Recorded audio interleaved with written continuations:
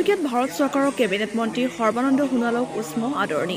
তিনিচুকীয়াত শুকুৰবাৰে হোটেল এৰোমাত ভাৰতীয় জনতা পাৰ্টি তিনিচুকীয়া জিলা সমিতিৰ উদ্যোগত আৰু তিনিচুকীয়া বিধানসভা সমষ্টিৰ সহযোগত 13 নং ডিব্ৰুগড় লোকসভা সমষ্টিৰ সাংসদ তথা ভাৰত চৰকাৰৰ কেবিনেট মন্ত্ৰী সৰ্বানন্দ সোণোৱালক উষ্ম আদৰণি জনোৱা হয়। উষ্ম আদৰণিৰ লগত সংগতি ৰাখি এখন সভাৰ আয়োজন কৰা হয়। উক্ত সভাত উপস্থিত থাকে কেন্দ্ৰীয় সাংসদ সৰ্বানন্দ সোণোৱাল, প্ৰাক্তন সাংসদ ৰমেশ্বৰ তেলী, তিনিচুকীয়া সমষ্টি বিধায়ক তথা শ্ৰম মন্ত্ৰী সঞ্জয় কিষাণ প্ৰমুখ্যে গণ্যমান্য ব্যক্তিসকল। সভাৰ আৰম্ভণিতে গণ্যমান্য ব্যক্তিসকলক একোখনকৈ ফুলাম গামোচাৰে সম্বৰ্ধনা জ্ঞাপন কৰা হয়। উক্ত সভাতে তিনিচুকীয়াৰ 3টা বুথ কমিটিক প্ৰথম, দ্বিতীয় আৰু তৃতীয় পুৰস্কাৰ প্ৰদান কৰা হয়। প্ৰথম পুৰস্কাৰ 1 লাখ টকা, দ্বিতীয় পুৰস্কাৰ 50,000 টকা আৰু তৃতীয় পুৰস্কাৰ 25,000 টকা। উল্লেখযোগ্য যে আজিৰ সভাত বিভিন্ন দল সংগঠনে কেবিনেট মন্ত্ৰী সৰ্বানন্দ সোণোৱালক ফুলাম গামোচাৰে সম্বৰ্ধনা জনায়।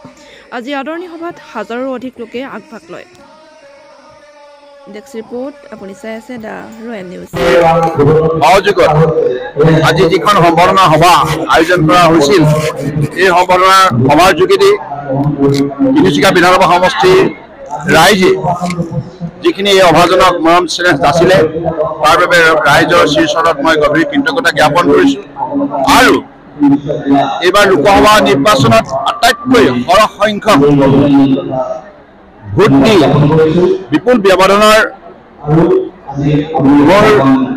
এই তিনিচুকীয়া বিধানসভা সমষ্টিত জয়যুক্ত হোৱাৰ ক্ষেত্ৰত যিখিনি দলৰ বুথ কমিটি, মণ্ডল কমিটি, জিলা সমিতি, ৰাজ্যিক সমিতিৰ মাননীয় বিধায়কৰ নেতৃত্বত যিখিনি আৰু পৌৰসভাৰ নিৰ্বাচিত প্ৰতিনিধি, সভাপতি সকলোৰে সহযোগত আৰু প্ৰাক্তন সাংসদ ৰমেশ্বৰ তেলী ডাঙৰীয়াৰ সহযোগত যিখিনি তেখেতসকলে সহযোগিতা বা আন্তৰিকতা দেখুৱালে তাৰ বাবে মই সকলোকে আন্তৰিক কৃতজ্ঞতা জ্ঞাপন কৰিছোঁ।